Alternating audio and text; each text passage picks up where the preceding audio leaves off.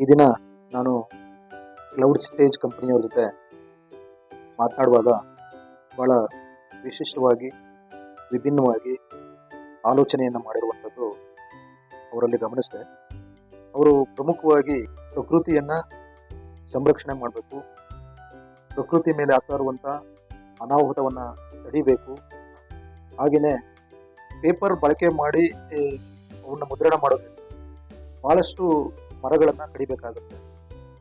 ಈ ಡಿಜಿಟಲ್ ಕಾರ್ಡನ್ನು ಮಾಡೋದ್ರಿಂದ ಪೇಪರ್ ಕಾರ್ಡನ್ನು ಬಳಸುವಂಥದ್ದನ್ನು ಕಡಿಮೆ ಮಾಡಿದ್ರೆ ಭಾಳಷ್ಟು ಮರಗಳನ್ನು ಉಳಿಸ್ಬೋದು ಅಂತ ಅನ್ನುವಂಥ ಒಂದು ಉತ್ತಮವಾದ ಆಲೋಚನೆ ನಮ್ಮ ಕ್ಲೌಡ್ ಸ್ಟೇಜ್ ಅವರು ಆಗಿದೆ.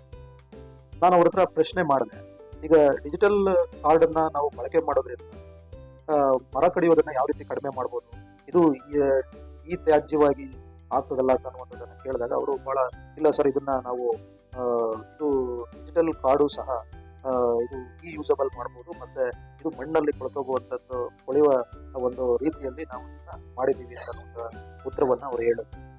ಪ್ರಕೃತಿ ಸಂಬಂಧಪಟ್ಟ ಜಾಗೃತಿಯ ಸಾಕ್ಷ್ಯಚಿತ್ರಗಳನ್ನು ಈ ಒಂದು ಕ್ಲೌಡ್ ಸ್ಟೇಜ್ ಅವರು ಮಾಡ್ತಾ ಇದ್ದಾರೆ. ಭಾಳ ಅತ್ಯಂತ ಪ್ರಶಂಸನೀಯವಾದಂಥ ಈ ಕೆಲಸಗಳು ಅಂತಂತೇಳಿ ನಾನು ಹೇಳೋದಕ್ಕೆ ಬಯಸ್ತೇನೆ.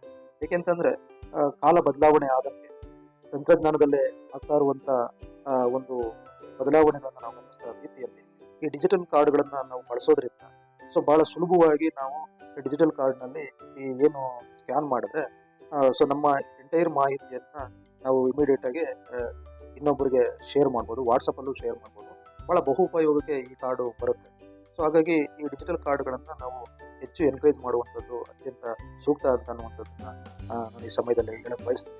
ಹಾಗೆಯೇ ಕ್ಲೌಡ್ ಸ್ಟೇಜ್ ಅವರು ಭಾಳ ಒಳ್ಳೆ ಕೆಲಸ ಮಾಡ್ತಾ ಇದ್ದಾರೆ. ಅದರ ನಿರ್ದೇಶಕರಾದಂಥ ಕಾವ್ಯಶ್ರೀ ಅವರು, ಶ್ರೀದೇವಿ ಅವರು, ಅವರಿಗೆ ಅಭಿನಂದನೆಗಳನ್ನು ನಾನು ಸಲ್ಲಿಸೋದಕ್ಕೆ ಬಯಸ್ತೇನೆ. ಈ ಪ್ರಕೃತಿಯನ್ನು ಉಳಿಸಬೇಕಾದಂಥದ್ದು ಏನು ಗ್ಲೋಬಲ್ ವಾರ್ಮಿಂಗ್ ಅಂತ ಏನು ಆಗ್ತಾ ಇದೆ, ಆ ಗ್ಲೋಬಲ್ ವಾರ್ಮಿಂಗನ್ನು ತಡೆಯಬೇಕಾದಂಥದ್ದು ಪ್ರತಿಯೊಬ್ಬರ ಪ್ರಜೆಯ ಕರ್ತವ್ಯ ಕೂಡ ಹೌದು.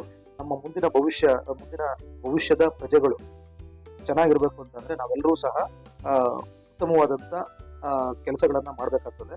ಆ ನಿಟ್ಟಿನಲ್ಲಿ ಸಮಾಜವನ್ನು ಕಟ್ಟುವಂತಹ, ಪ್ರಕೃತಿಯನ್ನು ರಕ್ಷಣೆ ಮಾಡುವಂಥ ಕೆಲಸವನ್ನು ಕ್ಲೌಡ್ ಸ್ಟೇಜ್ ಅವರು ಮಾಡ್ತಾ ಇದ್ದಾರೆ. ಅದು ಸರ್ಕಾರವೂ ಸಹ ಈ ಸಂಸ್ಥೆಗೆ ಪ್ರೋತ್ಸಾಹವನ್ನು ನೀಡಬೇಕಾಗ್ತದೆ.